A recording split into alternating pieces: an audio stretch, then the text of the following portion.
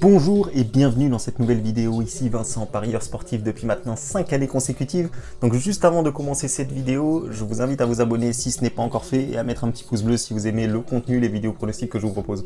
Donc ici en direct du stade du LOSC, donc le stade Pierre-Mauroy. Donc voilà, donc je vous montre cette vue, donc vous savez que si je vous montre cette vue, c'est que je vais vous proposer le match de LOSC en Ligue des Champions. Donc voilà, donc je vous laisse admirer ce stade, un beau stade, hein, je vous l'avais déjà montré le dernier pari sur Lille que j'avais fait, donc voilà. Donc tout de suite, quittons ce stade et allons voir de quel pari je vous parle.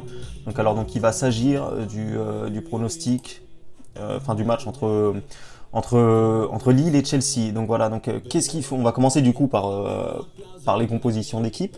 Donc voilà, donc là vous avez les compositions d'équipe sous vos yeux, donc vous pouvez voir qu'il n'y a pas vraiment d'absents importants, hein, ni du côté de Lille, ni du côté de Chelsea. Donc voilà, donc après il y a Kanté par contre qui était incertain, qui est blessé depuis un petit moment, et ça honnêtement c'est vraiment primordial dans la sélection de ce pronostic là, parce que honnêtement si Kanté n'est pas là, ça change vraiment tout pour Chelsea. C'est vraiment lui qui s'occupe de tout au milieu de terrain. C'est vraiment un joueur indispensable de Chelsea, je pense.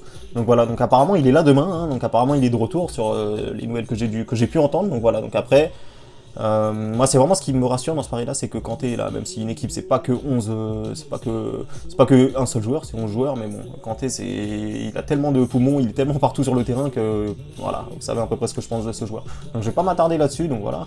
Donc alors ensuite, donc les statistiques, on va tout de suite voir un petit peu ensemble les statistiques entre le LOSC et Chelsea. Donc après, il faut savoir que généralement en Ligue des Champions, moi je n'accorde pas autant d'importance que sur des matchs de championnat. Donc en Ligue des Champions, c'est tout à fait différent. En plus, Lille, ça fait vraiment un petit moment. On peut dire aussi que Lille est quasiment inexpérimenté par rapport à Chelsea en Ligue des Champions. C'est pas une équipe qui a l'habitude de jouer, tous les ans en Ligue des Champions, alors que Chelsea c'est une équipe quand même qui a l'habitude de jouer quasiment tous les ans, soit la Ligue des Champions ou au moins l'Europa League. Donc tous les ans ils jouent quand même une compétition européenne. Donc voilà, donc ça c'est la petite stat, le petit point que je voulais vous dire. Donc voilà, donc après les stats vous avez vu, donc Lille reste sur des bons résultats, hein, donc malheureusement ils ont perdu leur match à l'Ajax, donc 3-0, donc après ça encore c'est pas une surprise, c'est plutôt même logique qu'ils perdent avant. Chelsea par contre ils se sont fait surprendre et c'est là que ce pari là devient intéressant, c'est que Chelsea a perdu le premier match à domicile contre Valence et honnêtement c'était un petit hold-up, hein. Si on voit à peu près le résumé du match, il faut savoir que Valence a eu beaucoup de chance, ils ont marqué, Chelsea a eu un penalty, alors il y a eu une histoire de penalty entre deux joueurs qui voulaient pas forcément, qui voulaient tirer tous les deux, et puis au final, il y en a un qui a pris le ballon et qui a tiré au-dessus, donc c'est souvent comme ça que ça se passe. Donc voilà, donc après ça, tous ces problèmes-là ont dû être réglés, je pense, depuis le temps. Donc voilà, donc après, ça c'est aussi un autre petit point que je voulais vous dire. Donc après Chelsea, si vous savez pas, cette année ils ont perdu Eden Hazard, ils ont changé d'entraîneur, donc maintenant c'est Frank Lampard qui est l'entraîneur de Chelsea. Donc voilà, donc après niveau entraîneur, j'accorde quand même plus de confiance envers Christophe Galtier, qui est pour moi un entraîneur bien meilleur que Frank Lampard, qui n'était encore qu'un joueur il y a quelques années. Donc pour moi, Christophe Galtier a bien plus d'expérience et bien plus talentueux en tant qu'entraîneur que Frank Lampard. Donc voilà, donc ça c'est aussi ce que je voulais vous dire. Donc maintenant je vais revenir aux autres petits paramètres dont je voulais vous parler. Donc j'ai lu un petit peu aussi les conférences de presse des entraîneurs et aussi du président de Lille, hein, donc de Gérard Lopez, qui veut vraiment faire quelque chose de bien, qui croit vraiment en cette équipe de Lille, qui pense vraiment que cette équipe de Lille peut battre Chelsea. Donc après évidemment il va pas dire le contraire, il va pas dire qu'il n'y pense pas devant la presse, ça c'est une évidence.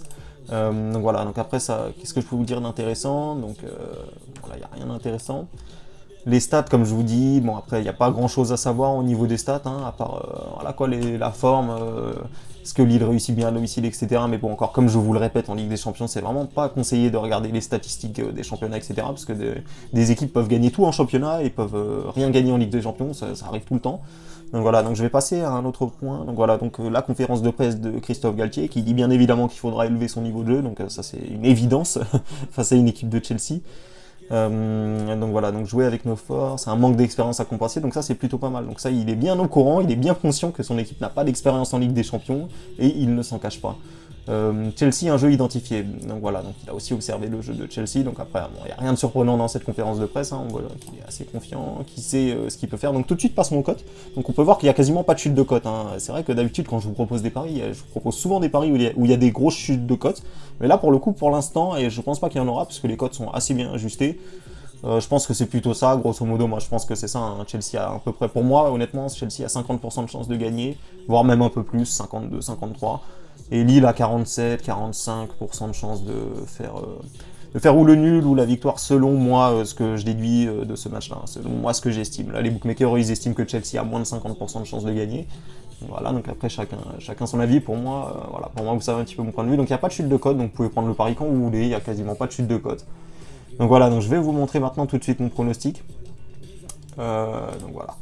Donc mon pronostic, comme vous pouvez le voir ici, ça va être match nul et remboursé si Chelsea gagne. Vous avez bien entendu, avec toute l'analyse que je vous ai dit, je ne pense pas que Lille va gagner contre Chelsea, pour la simple et bonne raison, déjà que Chelsea a perdu le premier match et voudra sans doute se rattraper, va sûrement sans doute se rattraper.